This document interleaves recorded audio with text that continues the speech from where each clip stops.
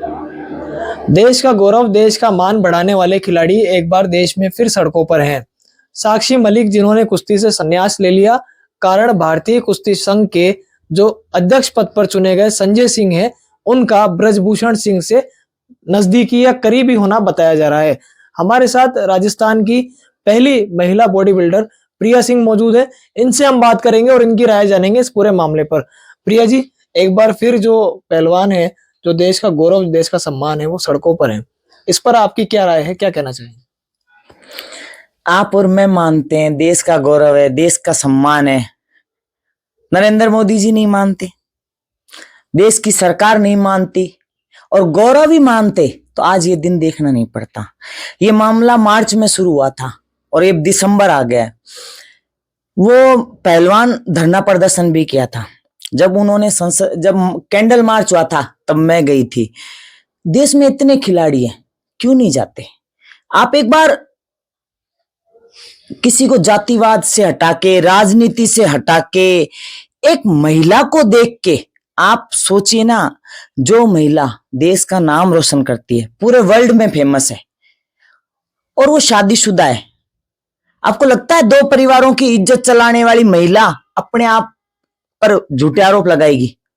कुछ तो हुआ है।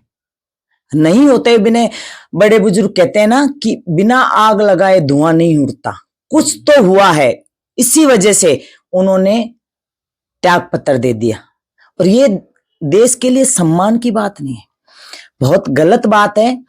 और मोदी जी हिंदू राष्ट्र बना रहे हैं।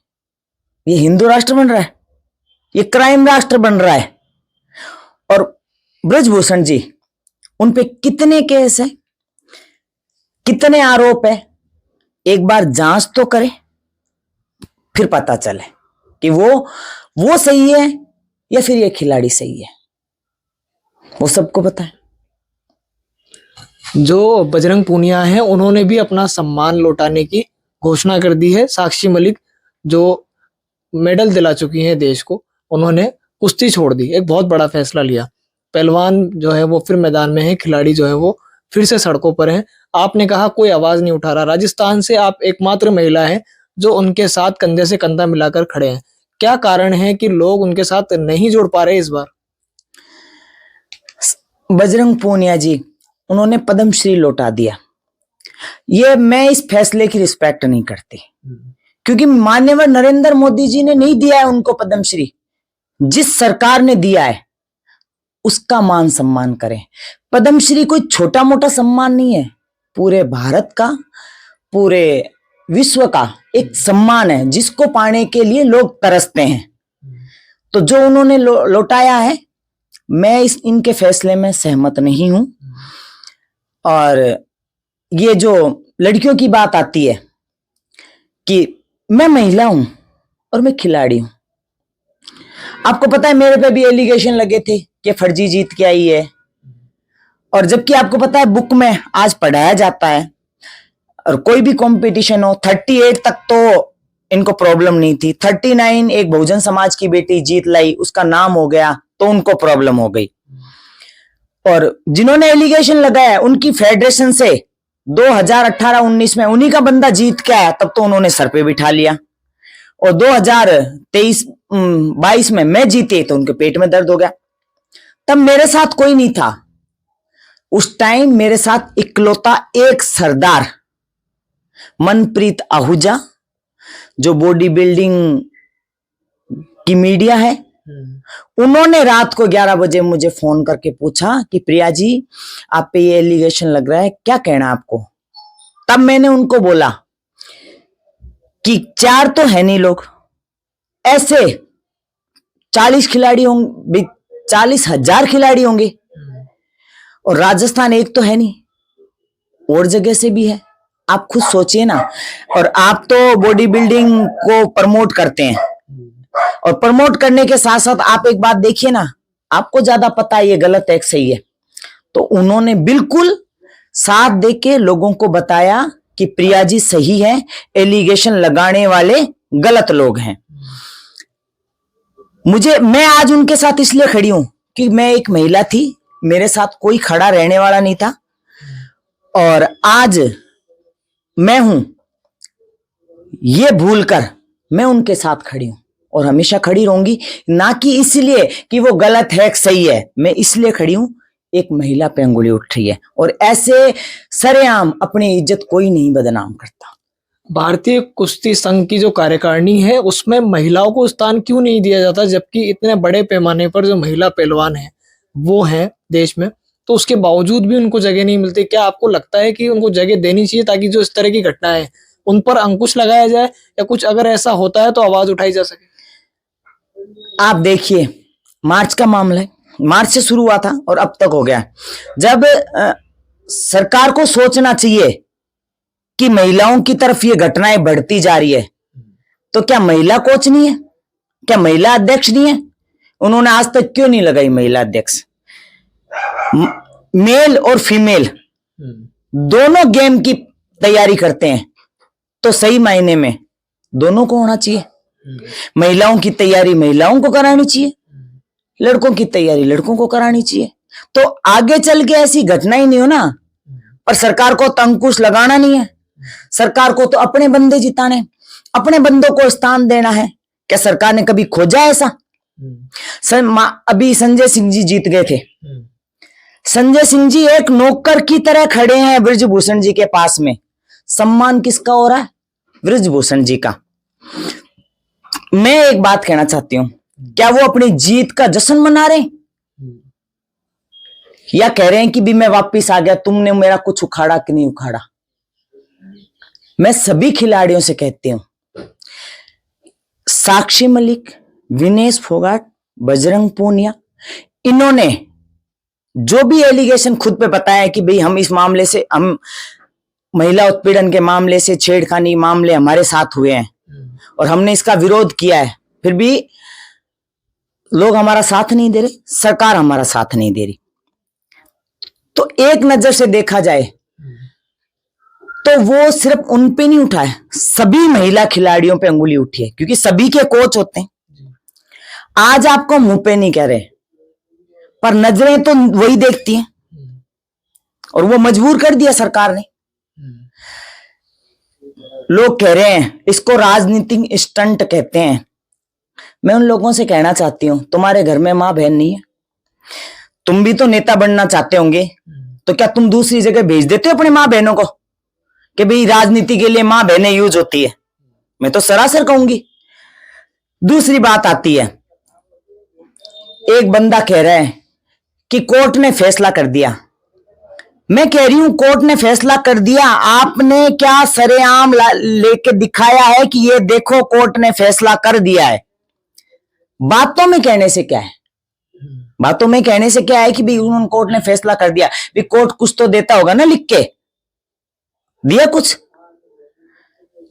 ये चुनाव आते हैं ना तब जाके, अभी चुनाव आ रहे हैं, अभी तो एमएलए के हुए हैं, अब एमपी के होंगे, तब तक इनको आज मैंने देखा है कि उनको पद से हटा दिया गया है। मैं ये अपडेट भी बता देता हूं कि आज यानी रविवार के दिन जो भारतीय कुश्ती संघ है उसको निलंबित कर दिया गया है।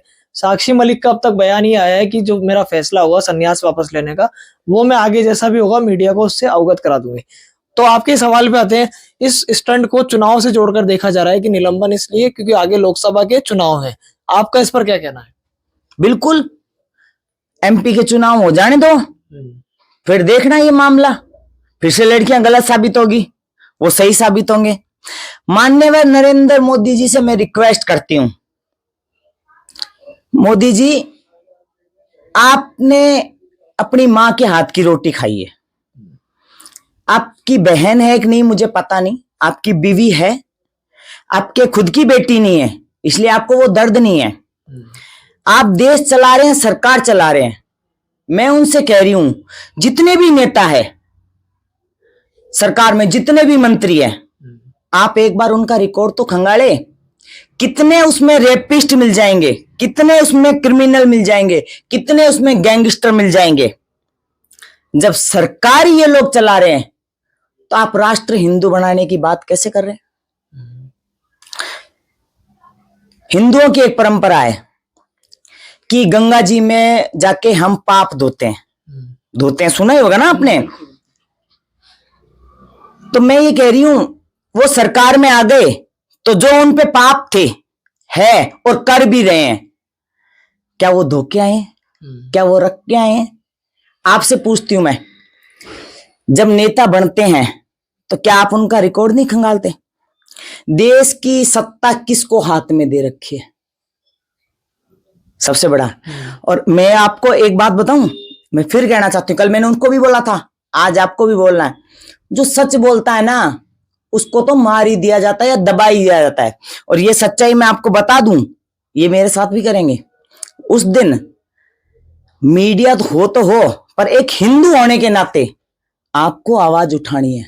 मैं डरती नहीं हूं, मेरी बात से 10 लोग भी जागरूक होंगे ना तो वो आगे जाके 10,000 लोगों को जागरूक करेंगे। आप पर अभी इस तरह का कोई दबाव है क्या, क्योंकि आप एकमात्र अभी महिला है राजस्थान से जो पहलवानों के या खिलाड़ियों के साथ खड़े हैं, तो आप पे अभी कोई ऐसा दबाव जैसे बीजेपी सरकार आई ना, मैंने सोशल मीडिया पे डाला है, सरेआम मोदी भगत मेरे को गाली दे रहा है इतनी अभद्रता से कि मैं मोदी भगत हूं, और एक महिला को, एक खिलाड़ी को इतनी गंदी गाली दे रहा है। क्या आपने सबको सर्टिफिकेट, कैरेक्टर सर्टिफिकेट दे रखा है क्या भी आप किसी के कैरेक्टर को जजमेंट करो? भाई दे रखा है तो इसलिए गाली देने की जरूरत नहीं है। मैं डरी हूं? मैं खुद कहती हूं मैं नहीं डरती।